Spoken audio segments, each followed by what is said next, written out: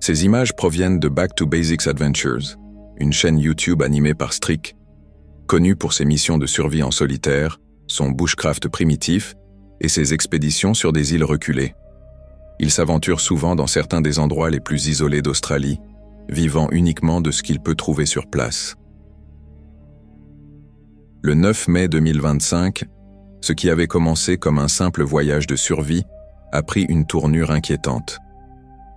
En explorant, Strick est tombé sur un étrange arrangement de pierres importées. Pensant qu'il s'agissait de vestiges d'un ancien site rituel appartenant à une tribu de chasseurs de têtes, il quitta les lieux avec respect. Mais, de retour au camp, quelque chose semblait anormal. And chips, served with a view. Pretty good, isn't it? Alrighty, let's see how he went with these chips. Man, did you hear that crunch?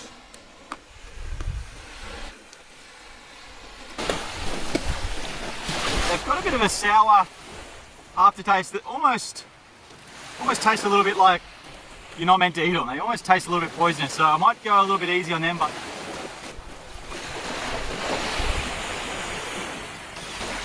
there's nothing wrong with that at all. That meat on that long time is actually quite nice. They are riddled with a lot of bones. At the moment behind you guys, we've got one hell of a Mother Nature show going on. The sun's setting, there's birds coming back in. Amazing. So I'm going to smash this food down and watch it all unfold.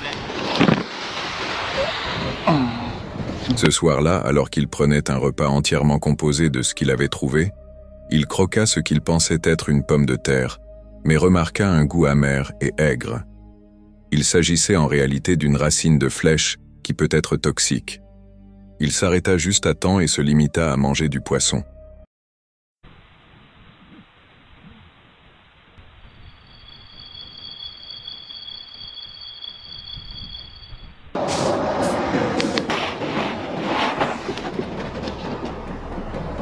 Someone's outside. I've just heard someone outside.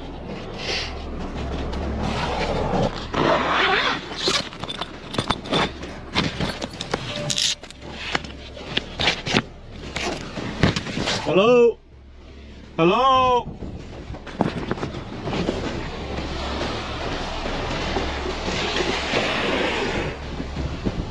Plus tard dans la nuit, d'étranges bruits le tirèrent de son sommeil.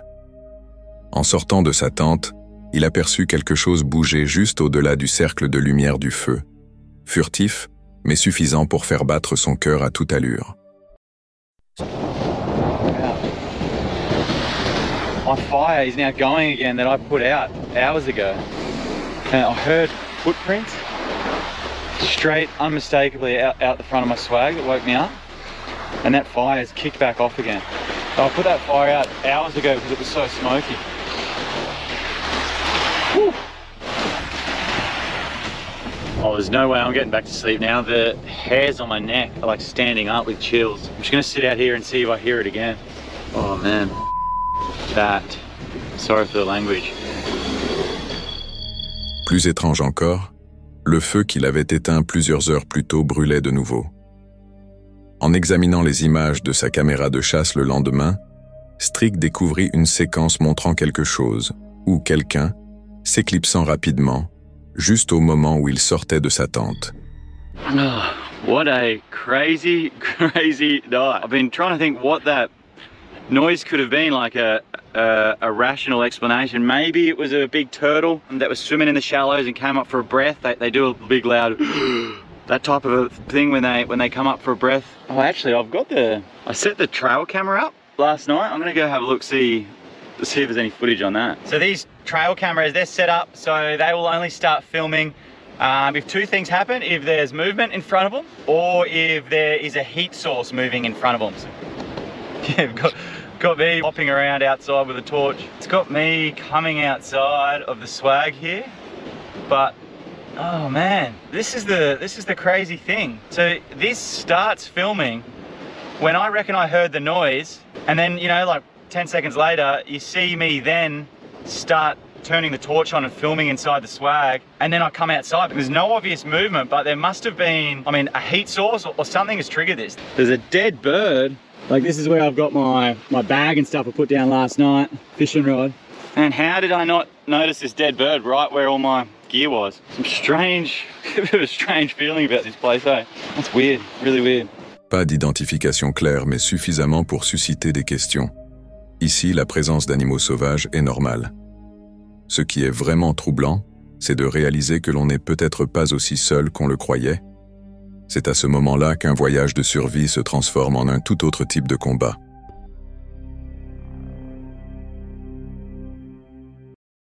L'explorateur revient, fidèle à sa réputation de chaîne ayant conquis un public loyal grâce à ses explorations de lieux urbains que la plupart d'entre nous éviteraient après la tombée de la nuit. L'animateur se place volontairement dans des situations qui paraissent presque délibérément dangereuses, et c'est justement ce qui attire son public. Cette fois, son attention s'est portée sur un sentier piétonnier tristement célèbre, récemment devenu le centre de rumeurs locales liées à la criminalité, notamment après les signalements de 2 agressions consécutives. Déterminé à constater les choses par lui-même, il part de nuit, empruntant le sentier de Southways. Dès le début, il est évident qu'il connaît les risques. Peu de temps après le début de sa marche, quelque chose d'étrange se produit.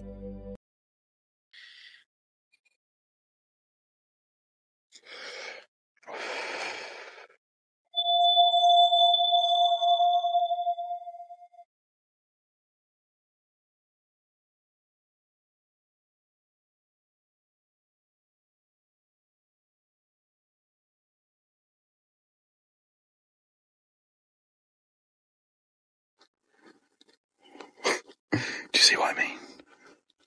God damn it.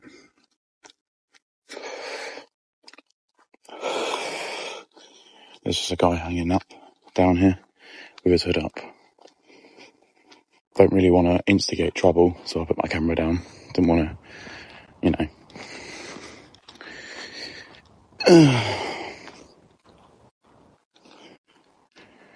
How strange.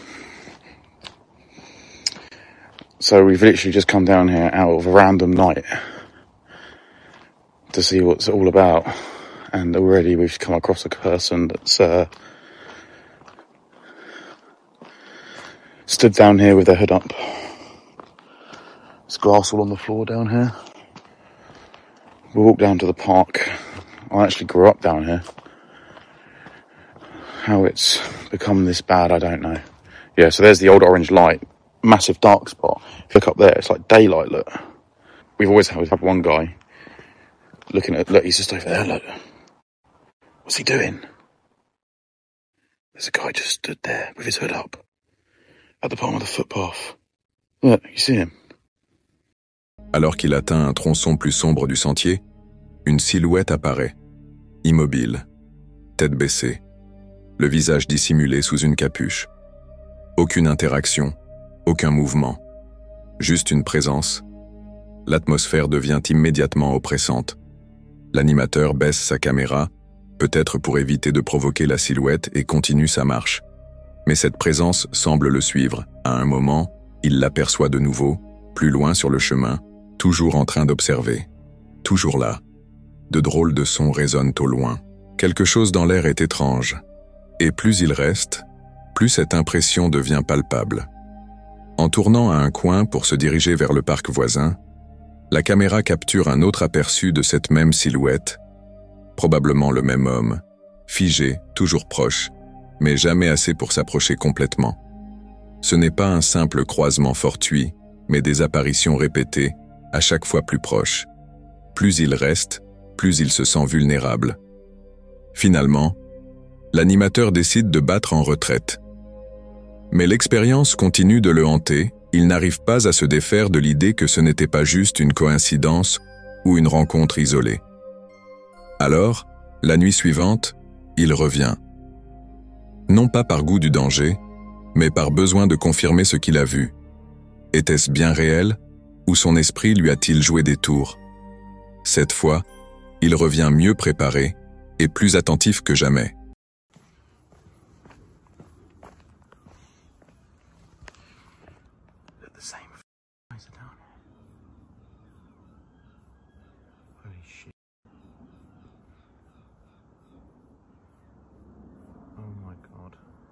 there.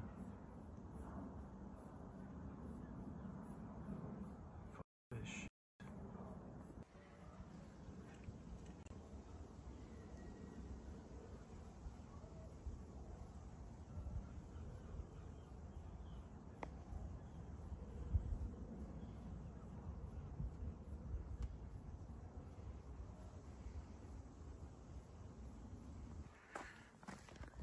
He seems to have disappeared.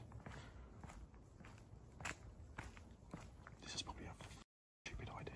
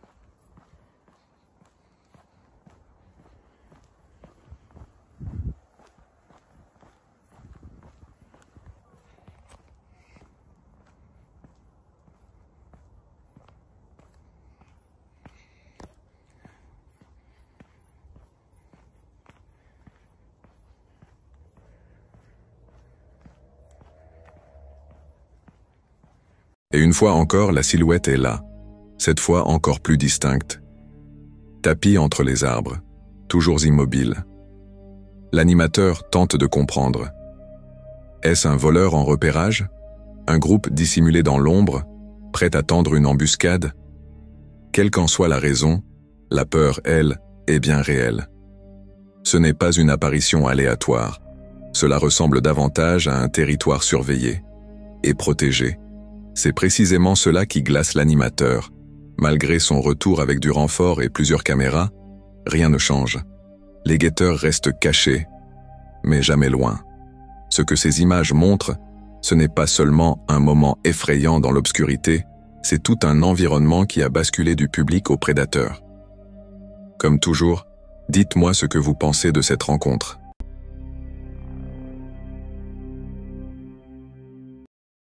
La chaîne YouTube Hellbent Holler se distingue non pas par la quête du sensationnel ou par des mises en scène théâtrales, mais par des enquêtes rigoureuses, menées directement sur le terrain, à partir de témoignages étranges et souvent inquiétants issus de la nature sauvage.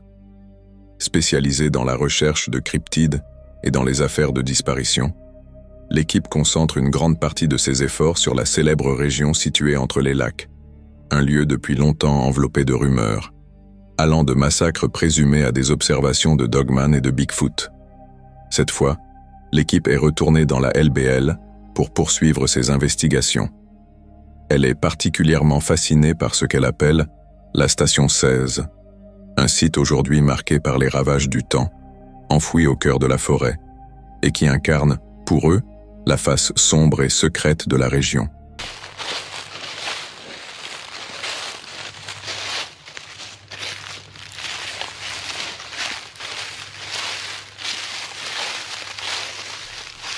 All right, let me throw something your way here real quick. We were kind of confused as to why all the bones at Station 16 had disappeared. It almost looked like it had been cleaned up. I have expected all this to be gone. I did too. Well, here's the deal. Station 16, somebody who's familiar with the park, especially if there's what we think is going on there, they know that exact location. We didn't give any identifying location on this. It's easy to look at the buildings at Station 16 and know where it's at. If you're familiar with the park. If you're familiar with the lane between the lakes, exactly. Yeah. This was just in the middle of the woods and we didn't say where it was at. Le voyage commence par une découverte macabre, une tente abandonnée apparemment déchirée de manière violente, dont l'entrée a été éventrée de haut en bas. Il est évident qu'il ne s'agit pas simplement d'un équipement oublié ou de quelqu'un ayant négligé son installation de camping. La façon dont la tente a été mise en lambeaux suggère une intrusion brutale, non pas par les éléments, mais probablement par une force bien plus puissante ou déterminée. l'équipe commence à découvrir d'autres indices. Des os éparpillés dans la zone, des morceaux de vêtements, un mouchoir usé qui semblait avoir été posé récemment, et même un sac à main étrangement laissé derrière, en assez bon état. Tous ces détails commencent à dresser le portrait de quelqu'un, ou de plusieurs personnes, ayant vécu ici un certain temps avant de disparaître sans laisser de traces.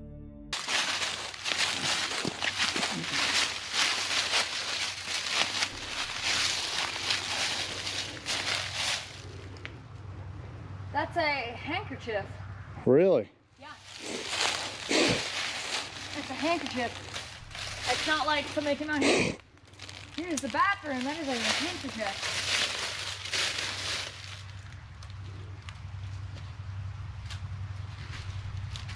Yeah. It's clean. Really? Yeah, this is not like somebody came out here and used the bathroom, wiped themselves and left it here. This is like a pocket handkerchief. That is a pretty spotless pocket handkerchief. Yeah, that is a... It's not been out here long. Yep, that is a handkerchief. Yeah, that's not been out here long at all. It's actually decent quality too. Yeah, who? That's odd. Yeah, not a lot of people carry these. Extremely odd. Not a lot of people carry these anymore. Look at the pattern in that. That's pretty decent quality for it. Yep, but not a lot of people carry these anymore, so... Let's move down to where we found that abandoned tent at and see if that is still here. This is odd. This is odd.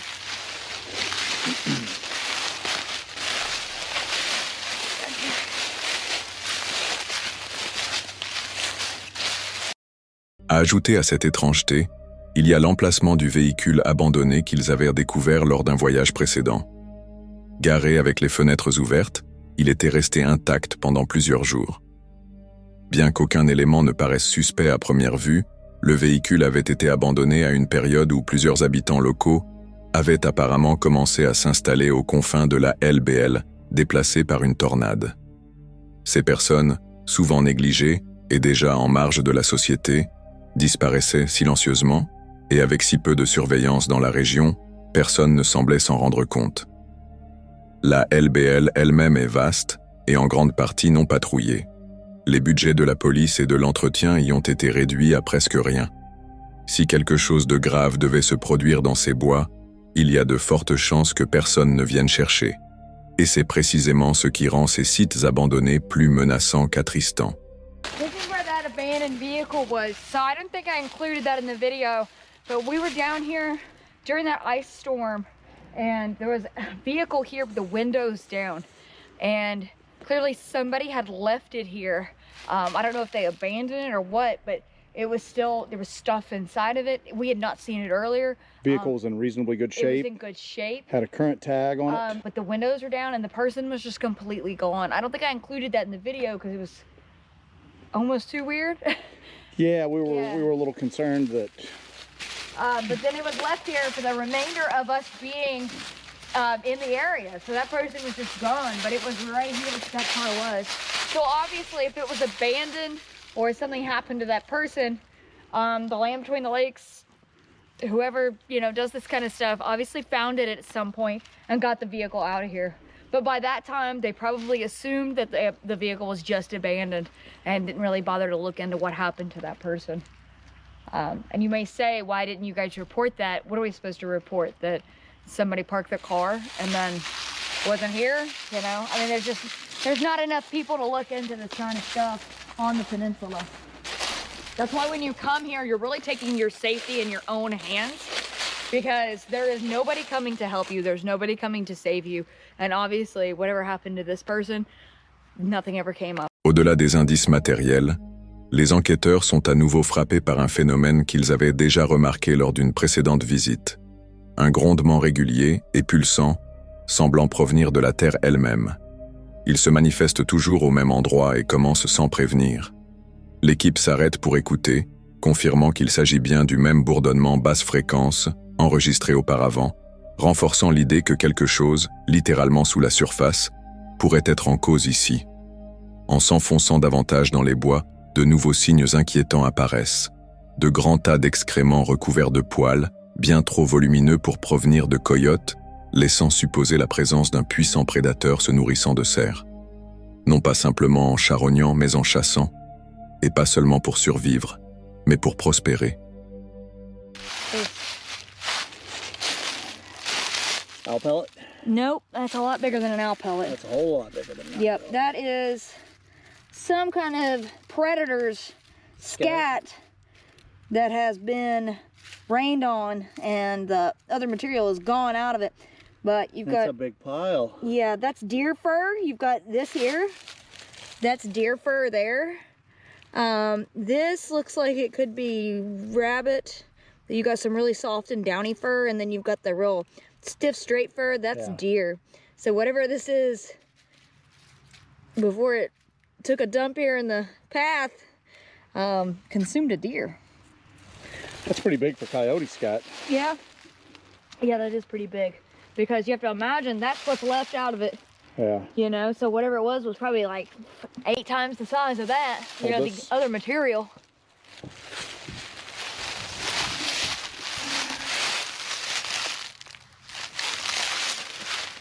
Don't touch it. I'm not touching it. L'équipe ne se risque pas à des hypothèses à voix haute, mais l'implication plane dans l'air. Si ces bois abritent quelque chose d'une telle force, cela pourrait facilement maîtriser un campeur isolé ou un groupe entier. Puis il y a l'élément humain. L'histoire du parc, ses évacuations forcées dans les années 1960 lorsque la TVA a pris le contrôle et déplacé des communautés entières, a laissé derrière elle des ruines modernes, des maisons en ruines et des sentiers envahis par la végétation, des lieux parfaits pour quelque chose à cacher. Que ce soit des cryptides, des individus dangereux, ou simplement le silence de l'abandon, la LBL est enveloppée d'une atmosphère lourde, faite d'histoires oubliées et de responsabilités négligées. All throughout the LBL, you're gonna find things like this. This is just the remnants of somebody's home that used to live here when it was the land between the rivers. In the 1960s, the TVA took over and kicked everybody off the land. There were a few holdouts, but mostly everybody left. But a lot of them were not compensated for their land. They had to leave their family homes behind, and they just fell into disrepair and then finally just rotted away. But all throughout the peninsula, you're gonna find examples of these ruins, basically modern ruins of these homes and these houses and these businesses all throughout. It's just kind of what's left, a little reminder of what used to be here and who used to be here. But these make perfect spots for something to conceal itself. Because you can see this is a huge divot in the land. Yeah. There's a bit of a trail over there in an old roadbed. So if somebody was traveling that, something could easily hide back here and not be seen from that roadbed at all, especially in the summer. À la fin de l'enquête, l'équipe reconnaît que ce ne sont pas seulement les observations ou les légendes qui les troublent, mais le schéma qui se dégage. Les signes récurrents de personnes installant des abris temporaires avant de disparaître. La manière dont les lieux sont discrètement nettoyés. Comment des endroits précis comme la station 16 attirent l'attention sans jamais être officiellement pris en compte.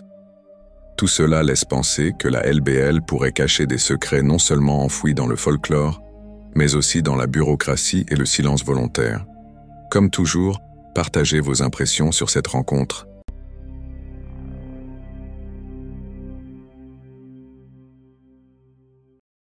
Le 27 juillet 2025, Théo, le créateur de la chaîne My Name's Théo, a mis en ligne une vidéo qui commençait comme beaucoup d'autres. Il se trouvait à Leadville, dans le Colorado, une ville perchée si haut dans les Rocheuses qu'une simple promenade peut vous couper le souffle. Mais ce qui avait commencé comme une journée d'exploration et de convivialité s'est lentement transformé en quelque chose de bien plus inquiétant. Théo, voyageant à bord de son fourgon Ford E250 de 2001, qu'il avait lui-même aménagé, accompagné de son chat Lars, était rejoint par des amis pour une randonnée promettant de magnifiques panoramas et de grands éclats de rire.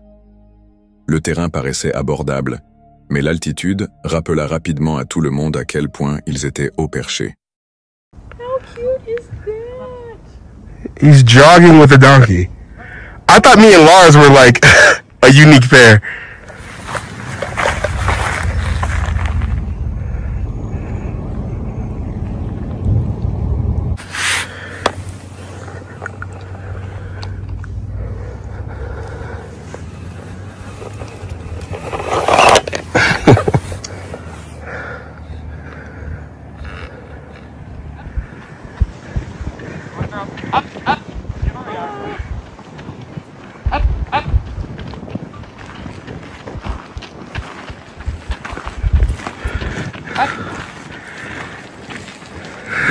That's so sick.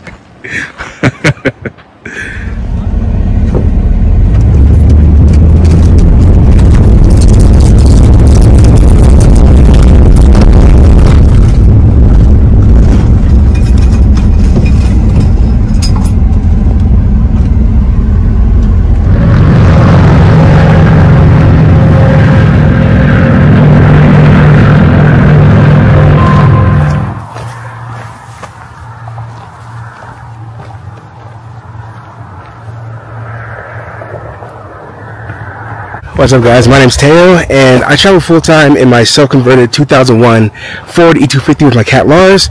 Right now I'm in Colorado, Leadville to be specific, and I am on a hike with a few friends with this beautiful freaking view. I mean, you can't really beat that. But yeah, we got a lot planned while I'm here.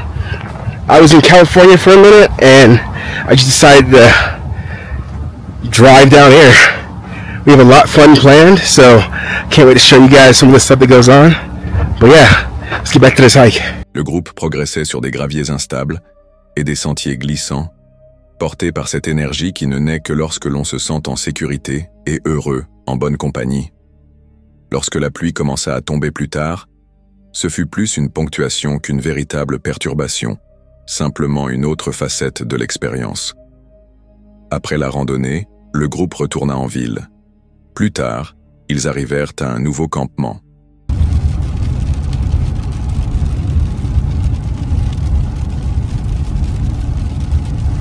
All right, so we just got back from town. We are now on our way to a magical site, apparently, that Riley and Bunny drove ahead to find, and now we're all following them.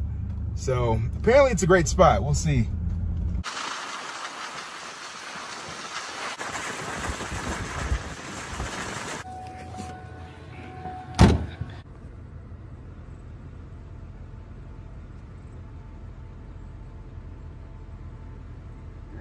Oh, those aren't deer. I'm not sure what those are. Those are rams. Rams?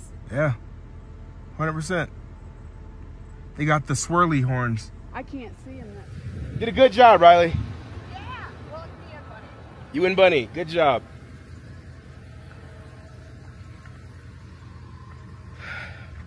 So I think tonight we're gonna do a fire, and yeah, I think that's all we got planned for right now. Ugh. How you feeling, Collie? Good. Good? Definitely longhorn sheep. Yeah. Definitely. Beautiful. It's a beautiful area. Yeah. We're gonna do a fire right there. There you are, friend. Majestic. He's gonna cross the road.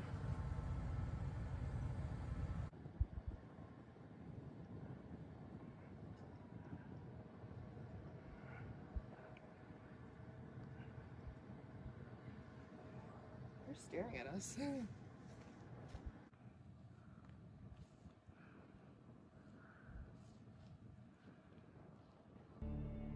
Il avait été repéré plus tôt par Riley et Bunny, qui assuraient que c'était l'endroit parfait et au début, il semblait bien l'être. Mais au matin, l'atmosphère avait changé. Le groupe se réunit à l'extérieur de leur fourgon, échangeant des récits de bruits étranges entendus durant la nuit. Ce n'étaient pas les craquements habituels de la forêt ni les appels lointains d'animaux. Il y avait eu des pas, des mouvements, quelque chose qui paraissait volontaire. Aucun d'eux n'avait rien vu, pas encore. C'est alors que Bunny se souvint de la caméra de chasse. Elle l'avait installée la veille au soir sous le fourgon de Riley, dans l'espoir de capturer des images d'animaux sauvages.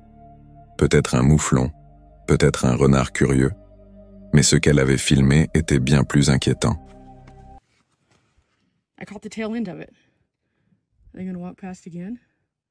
Yep, they just kept walking. Look at those shoes. Those what? Yeah, those are black shoes. Those are sandals. For sandals? Yeah, and those are gray sweatpants. What are they doing? What are they doing? Are they kicking my tire? They're doing something. Dude, and I thought I heard something messing around outside. I did too. See, I don't like that, because I heard stuff last night too, but I was like, I'm not gonna let myself get scared. We're not staying here tonight, guys. Of course not. Absolutely not. This morning, we all woke up. We all got out of bed. We were starting to make breakfast, and then we were just kind of chatting. And we're talking about how we all were hearing things last night in this very, like, private area that we're parked at.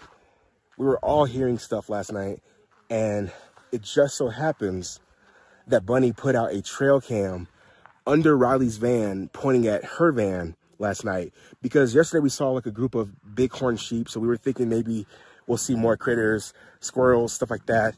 But as we were talking about us hearing stuff last night, she went to go check the trail cam. There were literally 2 people we saw walking through our camp, like, and they stayed in our camp, like, while we were all in our vans. We didn't see them. We all heard stuff, but we didn't see anything. And that is just really creepy, because we are here, like, literally, why would someone be in our camp? 2 people at that. We don't know who it was, but yeah, we decided that we're not gonna stay here again. I've seen enough horror movies to know how that turns out. So yeah, we're gonna make breakfast real quick since we're already started, and we're gonna hit the road because this was freaking creepy. À mesure que les images défilaient, leurs soupçons se transformèrent en certitude. 2 inconnus se trouvaient dans leur campement. Ils ne faisaient pas que passer. L'un d'eux donna un coup de pied sur le côté du fourgon de Théo.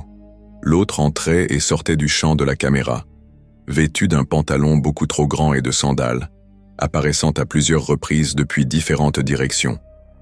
À l'époque, il n'y avait eu aucune réaction du groupe, car personne ne savait qu'ils étaient là. Pour tous, cette découverte fut troublante. Ces étrangers étaient venus, puis repartis, sans jamais être aperçus. Leurs intentions restaient inconnues. Dans un endroit qui semblait jusque-là sûr et isolé, on ressentait désormais une pointe tranchante de vulnérabilité. Après cela, leurs plans changèrent. Personne ne voulait passer une nuit de plus. Pourtant, il fallait bien préparer le petit déjeuner, et Théo n'avait pas l'intention de laisser la journée commencer dans la peur. Le groupe se réunit, partagea les assiettes et tenta de dissiper ce malaise dans l'air.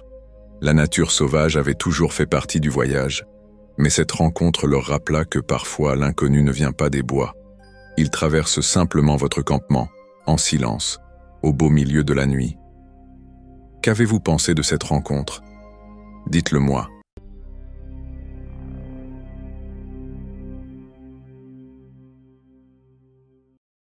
Le 19 juillet 2025, Yann, de la chaîne Midwest Ghost Hunter, a mis en ligne cette séquence. Connu pour ses explorations en solitaire dans des lieux hantés à travers le Midwest, Yann s'est aventuré au cœur de 2 endroits que les habitants conseillent d'éviter après le coucher du soleil. Sa première destination, Spirit Lake. Tonight, I'm going to be venturing alone into 2 of the most haunted spots in Minnesota. Places where locals refuse to go after dark. First, an infamous haunted lake where an indigenous maiden is said to have drowned long ago. Then I'll step foot into an eerie cemetery, haunted by the chilling ghosts of a little boy and menacing black dogs that guard his grave. Just in front of me is the infamous Spirit Lake, said to be one of the most haunted bodies of water in Minnesota. According to legend, an Indian maiden drowned here many years ago after falling from her canoe.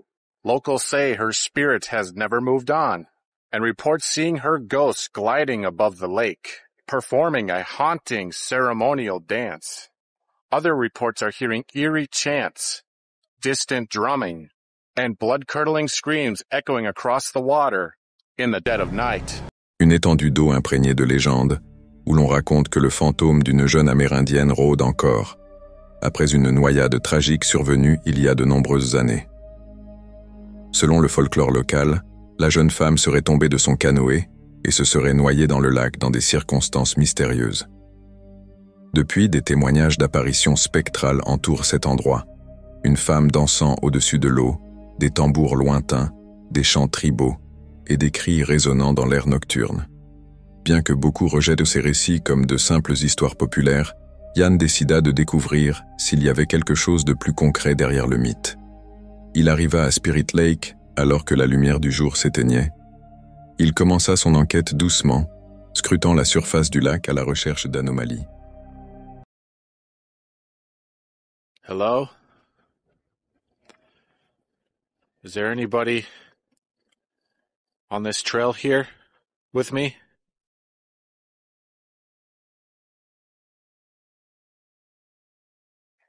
I talked to some of the fishermen out here during the day when I was getting B-roll, and one of them said that he has heard the scream before coming from the lake. And apparently, I guess other fishermen have had their boats break down in the middle of the lake, and then they'll have to have somebody come and tow them, and they'll find that there's nothing wrong with it. There's no reason for it to break down. And I guess people attribute that to the maiden cursing the lake. Let's see if we can see her out in the reeds. Indian maiden, I don't know if you speak English, but my name is Ian, okay? I just want to come and visit you. As you can see, it is nearly a full moon tonight, too. So that should hopefully contribute to any paranormal activity. Ian remarque ce qui semble être une brume lumineuse flottant juste au-dessus de la surface du lac.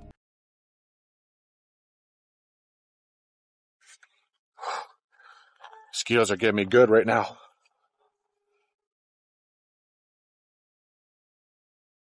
Whoa. Whoa. What was that?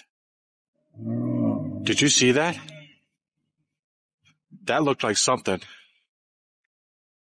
was hard to make out, but I don't know if I'm just going crazy.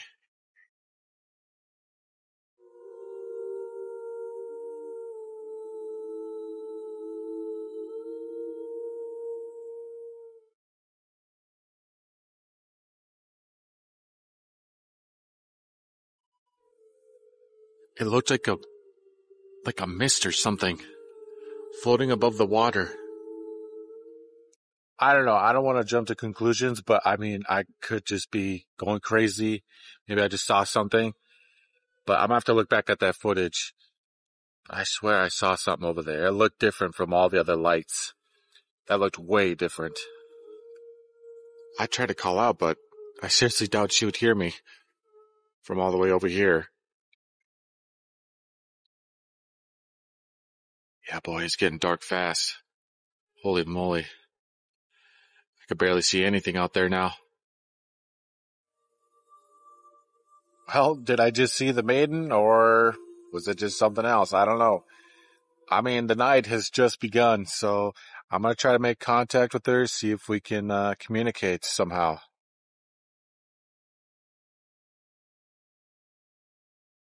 Hello?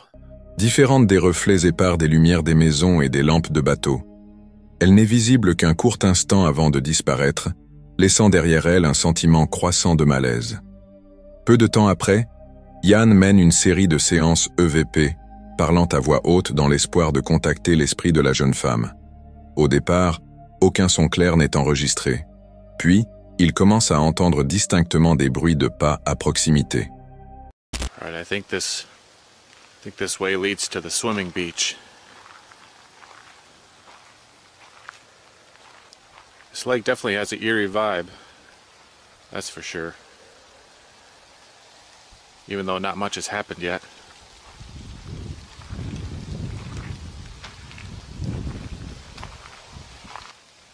Hello?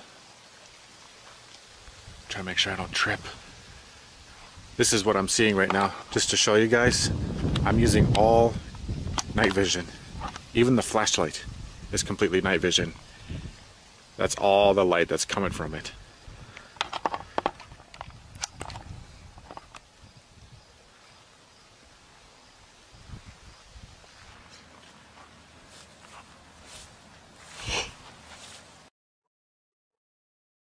Whoa, whoa, whoa, whoa, whoa, whoa.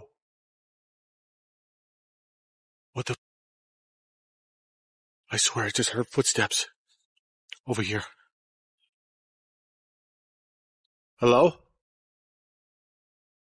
Is there someone there?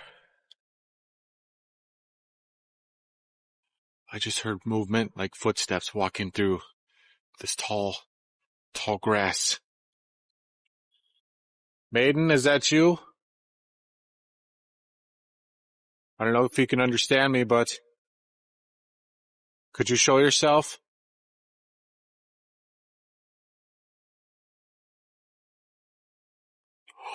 Whoa, did you see that? That looked like an orb. That was a weird orb right there.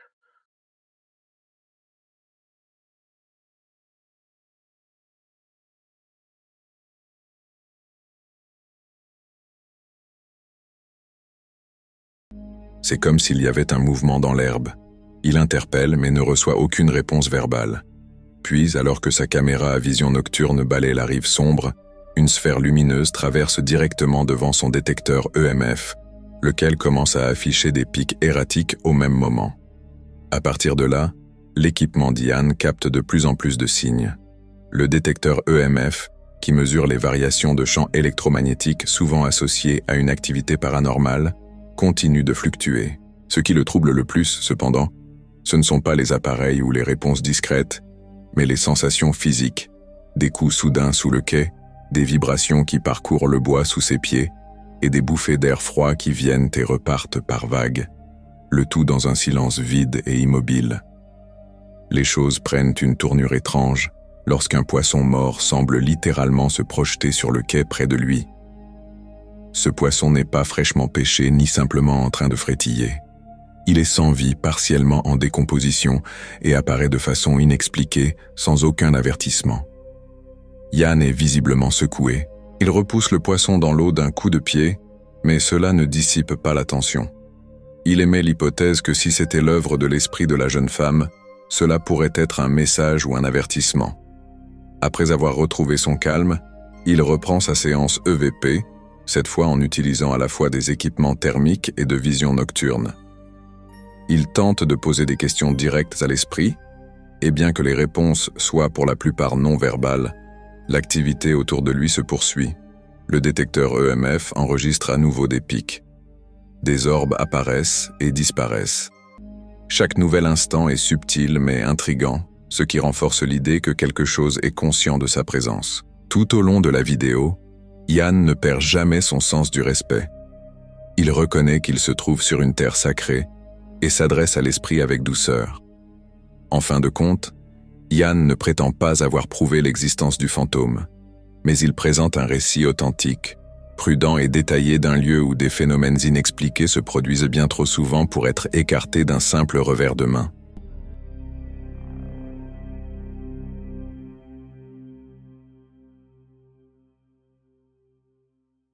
Il s'agissait encore d'aventures entièrement imaginées, et comme c'était souvent le cas pour lui, le plan était qu'il n'y en avait pas. Ce qui avait commencé comme une matinée libre, sans véritable destination, se transforma en une journée inattendue, au cœur des bois du Kansas, guidée par la curiosité, et finalement par quelque chose de bien plus lourd que ce que quiconque aurait pu imaginer. La benne du camion était encore pleine du dernier transport, et nettoyer une ferme aurait pu être une façon productive d'occuper le temps, mais rien de tout cela ne semblait convenir.